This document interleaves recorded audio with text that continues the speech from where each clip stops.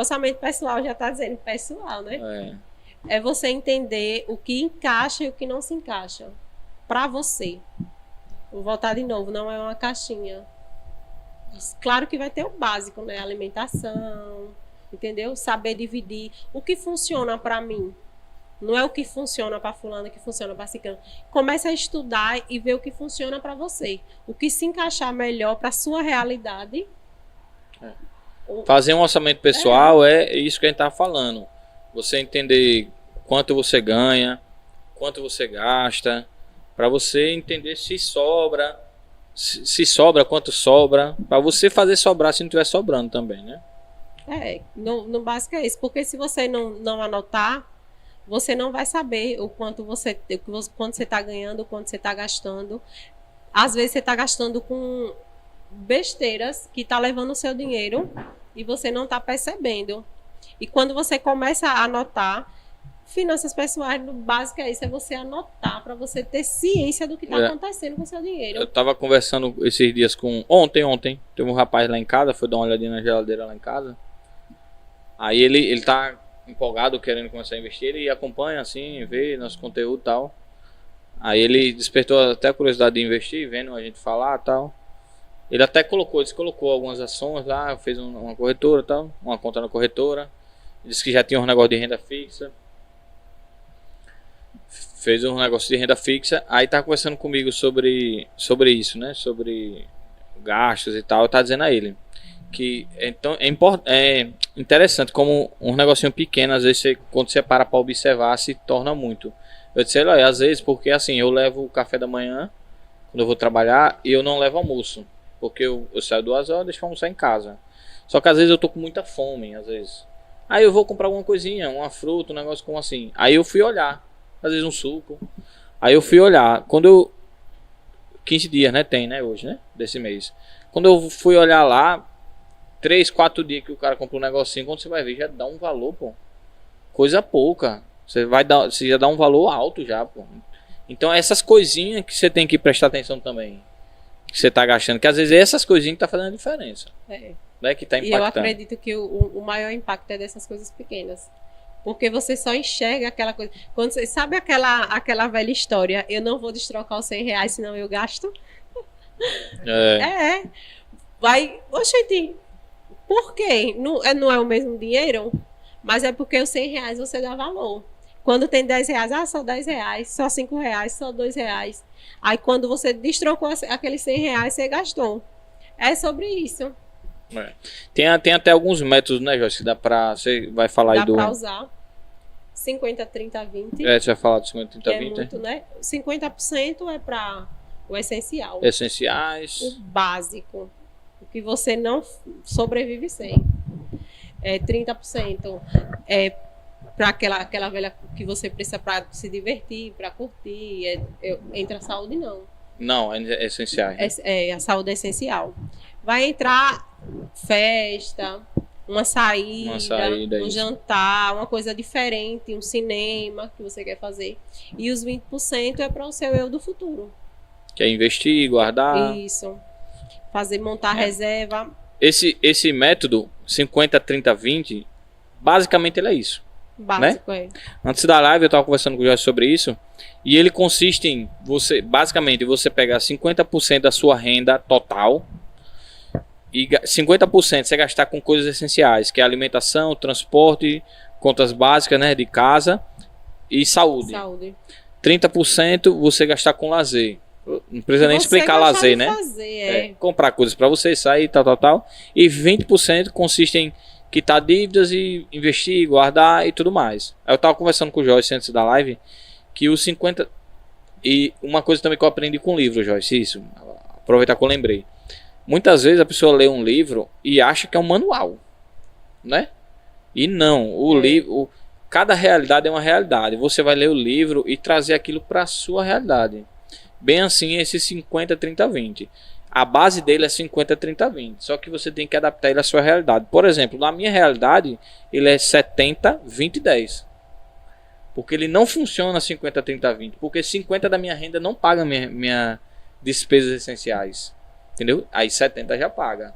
Então você tem que analisar isso e ver como se encaixa melhor para você. Mas vamos supor lá que até 70 ainda não está suprindo suas necessidades essenciais, que é moradia, contas, transporte e tal. E você, eu preciso... Você não pode abrir mão, uma coisa que é muito importante, você não pode abrir mão da parte do lazer. Eu não consigo ter investimento, mas eu tenho que usar 90 para essenciais e 10 para lazer. Pronto, você vai fazer isso.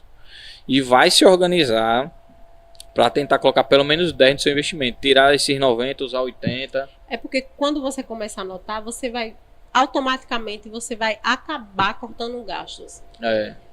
Você vai perceber que tem alguns gastos supérfluos que você disse, isso aí eu ficaria sem de boa.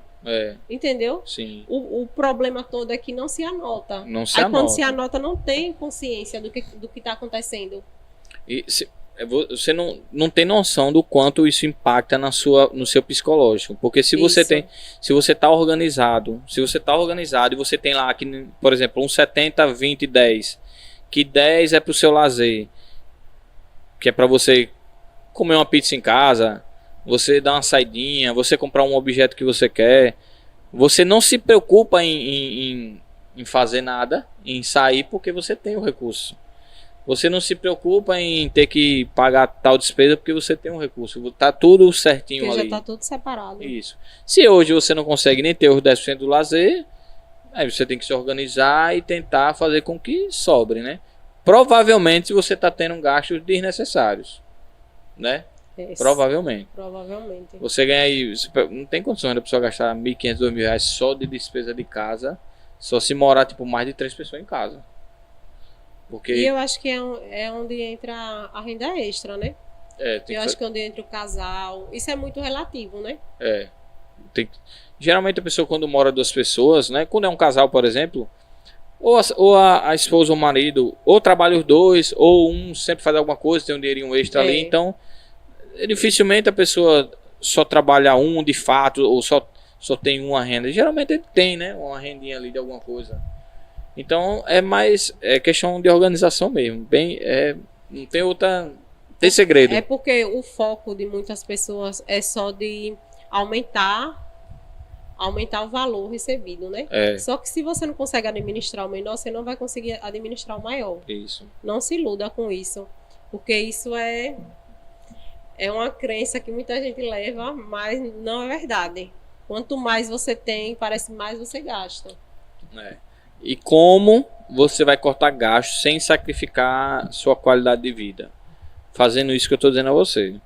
Você vai observar o que é que você está gastando, o que é que você está comprando. Isso lá em casa é um negócio que eu converso muito. Essa questão de o que é necessidade e o que é precisão.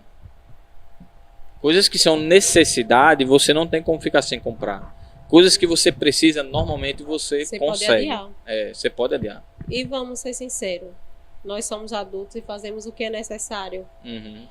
Você vai conseguir...